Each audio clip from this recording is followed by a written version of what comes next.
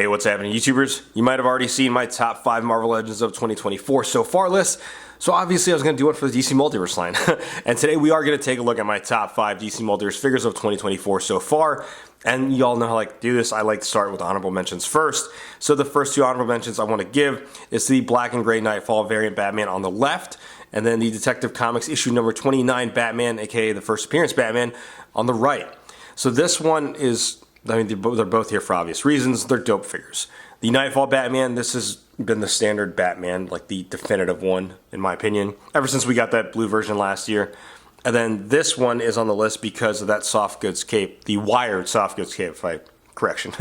It's nice to have a first appearance Batman, and truth be told, I do not like this Hush body mold, but I make the exception because this figure is just dope. As a standalone first appearance Batman, it looks awesome. And then y'all already know how I feel about this, but now that the Batmans are out of the way, let's get started with a top 5 list. Kicking the list off at number 5, we have the DC Direct Silver Age Hal Jordan Green Lantern, part of the DC Direct Digital Wave, I guess it is. And before I go further, yes, I am including DC Direct and Page Puncher stuff as part of the DC Multiverse line because let's be real, they're all on the same body mold pretty much. But this figure's in the top 5 list for the simple fact that it is a Hal Jordan Green Lantern. It's a classic Silver Age look. Even though I do prefer the prior one that has the texture pattern in it, I do like this look, and I didn't think I'd like it as much as I did until I got the figure in hand. But it also shows me that the company is also willing to do other classic looks, not just for Batman, but still a dope figure nonetheless.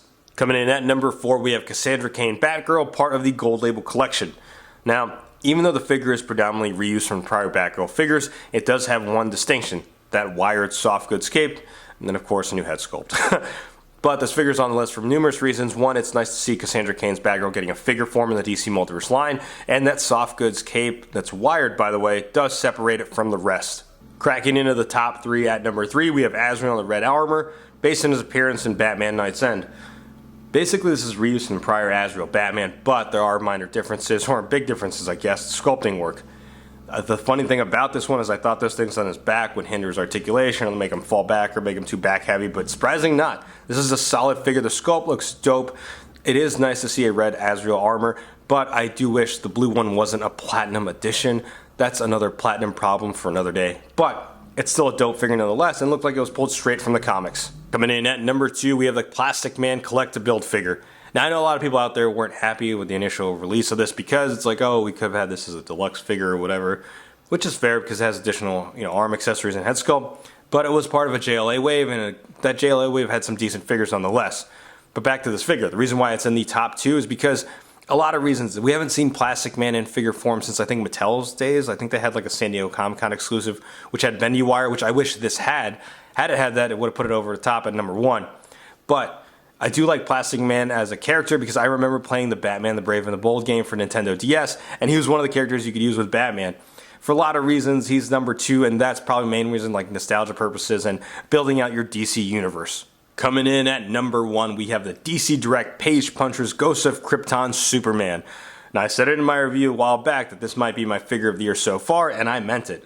For $25, you get a comic book, you get all plastic, but also you get removable armor, which is pretty dope, and a soft goods cape. The paint application does look sick on this, on the armor, not the figure itself, the armor.